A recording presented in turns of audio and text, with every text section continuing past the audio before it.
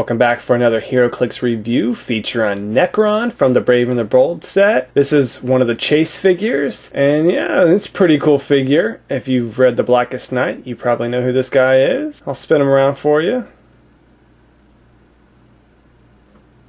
It's got a scythe. It's a pretty cool looking figure. Come in a little bit. A good look. That's pretty cool. Let's take a look at his dial on top. We got Nekron. He's 146 points. Brave and the Bold, he's number 59. And let's take a look at his stats right here on the starting. He's got 2 range, which is really not very good, but it's better than 0. He is not a flyer. It's pretty solid up top here. Before I review his dial, let's take a look at his card.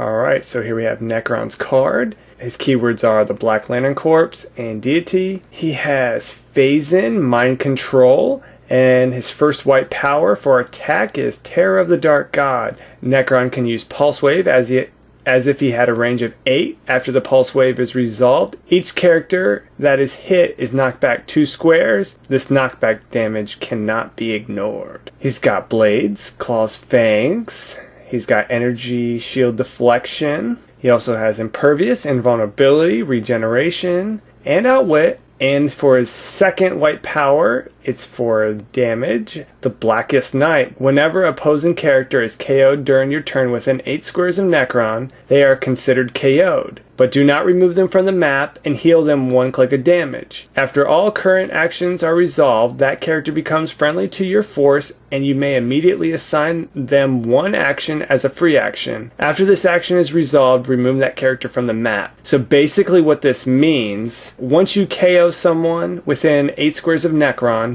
you can heal them to their last click. So basically just click them to their last dial. Like you can use them to attack your opponent. So basically you can turn them into a zombie and make them attack your opponent. It's pretty cool because it's their figure that you KO'd, and then once you kill them, you can make them attack their own players. So it's pretty cool. So let's take a look at the dial. Alright, so let's take a look at his dial here. We got Phase-In, Energy, Shield, Deflection, and Outwit. So he's really got a really high defense there, but you're not going to stop any damage, but it's going to probably be really hard to hit him, because if you try to attack him from range, it's going to be a 20. So that's pretty cool, and you have Outwit. That's not bad. Let's take a second click. Now you have Mind Control, and now you have the power where you can use Pulse Wave. So that's pretty cool. But everything else stays the same. Let's take another click. It's pretty much staying the same there. Let's take another one. Alright, now we have our first click here that's pretty different. We still have the Phase-In, and we have the white power where you can use Pulse Wave. But now we have Impervious, where we block 2 damage and we can roll to prevent all damage. So that's really good here. This is a really good dial right here, and 3 damage is pretty solid. Let's do another one. Alright, so it stays the same, but now the only difference here is we gain the white power on damage. When someone dies, you can bring them back to life for 1 action on their last click to attack your opponent or do whatever you want with them. So that's really nice. So this is pretty good, but it's pretty late in the dial, so you're not at your strongest, but you still have Impervious, which is pretty nice. So let's see the next click. Alright, now we're looking a lot different. We have Mind Control, Blades, Claws, Fangs, Invulnerability, and we continue to have the like the zombie effect there. Let's take another click, and basically it's the same thing, but we drop to a 2 damage.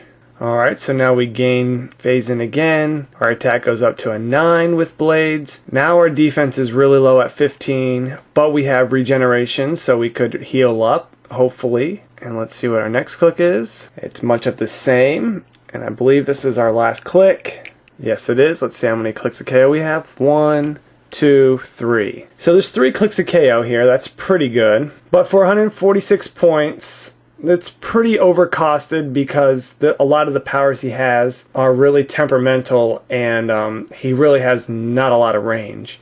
I've played him and I didn't have much luck with him, but it was a sealed, so I didn't have the best team. If I would have been able to make my team, it might have been able to work out a little better. But yeah, so that's my review on Nekron. It's a pretty cool figure, and it's hard to get, and it's a chase figure, so that's, that alone is really awesome and worth getting if you can get them. But yeah, playability, it's pretty temperamental. You have to really make a team for him to work with. Alright guys, take it easy.